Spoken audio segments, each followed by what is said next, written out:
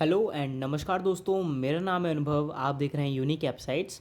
और आज के इस वीडियो में हम कंप्यूटर सिस्टम सिक्योरिटी की यूनिट नंबर 2 का क्विक रिवीजन करने वाले हैं। तो बिना किसी देरी के शुरू करते हैं।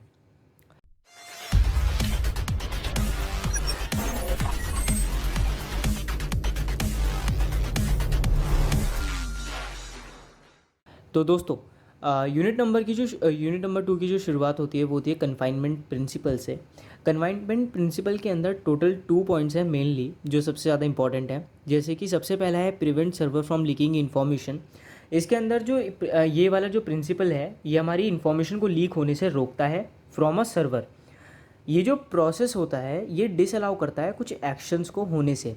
मतलब कि अगर आपको किसी जैसे मान लीजिए आपको किसी चीज़ को ओपन करने से मना किया गया है, तो अब क्या होगा कि अगर आप उसे ओपन करना चाहते हो तो आपने टैप किया कि ओपन करो, तो अब क्या होगा कि ये जो प्रोसेस है ये डिसअलाउड है। तो ये जो कन्फाइनमेंट प्रिंसिपल है, ये आपके पास एक नोटिफिकेशन भेजेगा या फिर एक वार्निंग मैसेज भेजेगा कि ये जो एक्शन है ये डिसअलाउड है और आप इस चीज़ को नहीं कर सकते हो। इसके अंदर टोटल जो कन्फाइनमेंट प्रिंसिपल के दो गोल्स होते हैं। सबसे पहला होता है गोल ऑफ सर्विस प्रोवाइडर और दूसरा होता है goal of service user. Goal of service provider के अंदर क्या होता है, गोल ये होता है कि जो आप सर्विस दे रहे हो या फिर जो आपकी इन्फॉर्मेशन है वो यूज़र तक पहुँचे। ये होता है आपका गोल ऑफ सर्विस प्रोवाइडर। फिर उसके बाद होता है goal of service user. Goal of service user की मतलब कि जो आपकी सर्विस है आप उसे यूज़ कर पा रहे हो, तो इसे बोलते हैं कन्फाइनमेंट प्रिंसिपल। फिर उसके बाद आता है आपका टेक्निक्स ऑफ कन्फाइनमेंट प्रिंसिपल। तो इसके अंदर टोटल 4 टाइप्स के हमारे कन्फाइनमेंट प्रिंसिपल के टेक्निक्स होते हैं। सबसे पहला होता है CH रूट। इसका मतलब होता है कि चेंजिंग रूट।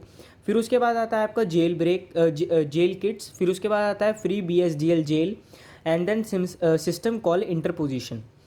अब आते हैं हम नेक्स्ट टॉपिक पर, जिसका नाम है VM बेस्ड आइसोलेशन।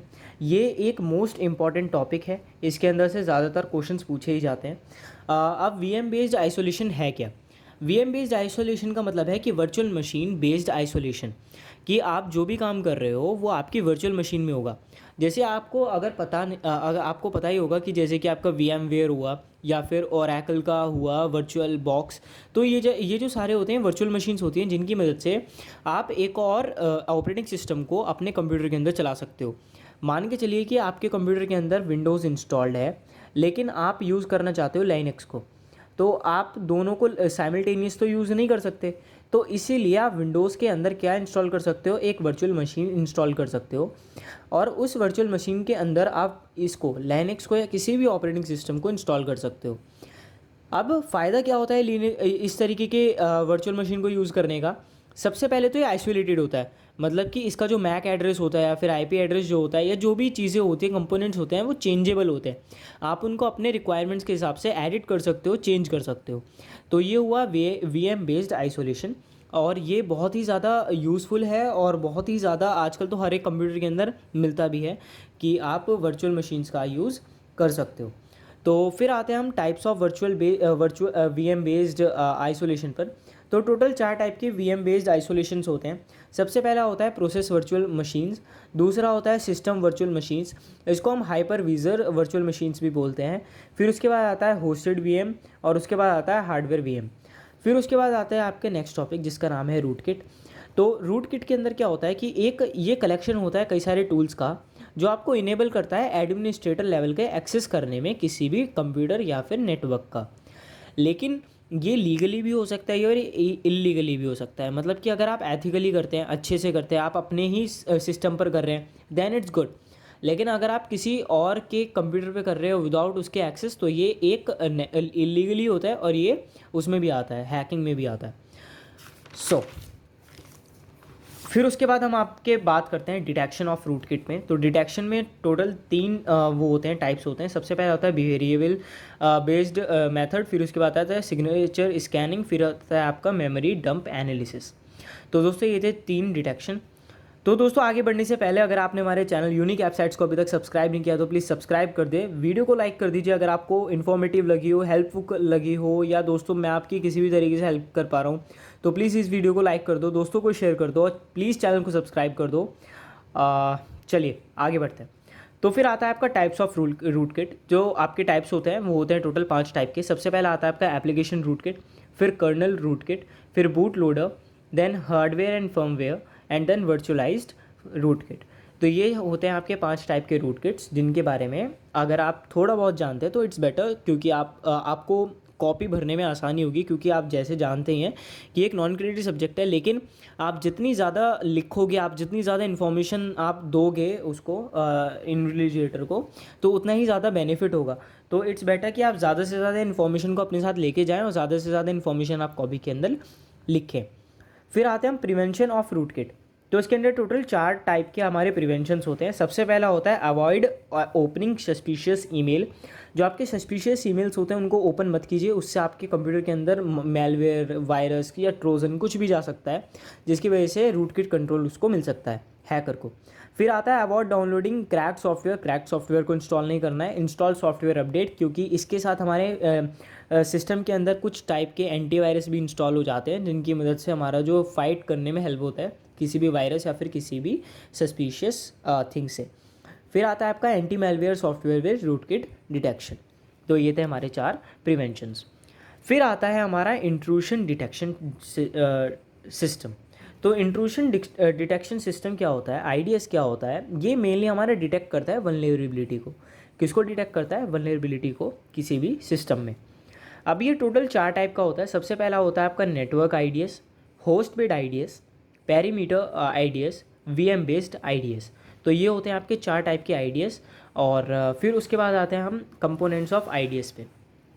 तो ये कंपोनेंट्स थोड़े इंपॉर्टेंट हैं। आईडीएस का पूरा टॉपिक इंपॉर्टेंट है, आईडीएस के साथ साथ रूट किट भी इंपॉर्टेंट है। और दोस्तों जो भी मैं आपको इस टाइम पढ़ा रहा हूँ वो सारा ही इंपॉर्टेंट है, उसमें से तो आपको कुछ छोड़ना ही नहीं है। लेकिन हाँ, अगर आपके पास टाइम बचे तो आप जितना ज़्यादा कवर कर सकते हो उतना ज़्यादा बेस्ट है। और मैं आपको ये सजेस्ट करूँगा कि आप कोशिश करें कि सारे की तरफ जाएँ, क्योंकि आप कोई पॉसिबिलिटी छोड़े ही ना रिस्क की। इस टाइम जो आप पढ़ रहे हो वो सबसे ज़्यादा इम्पॉर्टेंट है, वो बिल्कुल मलाई है एक चैप्टर की।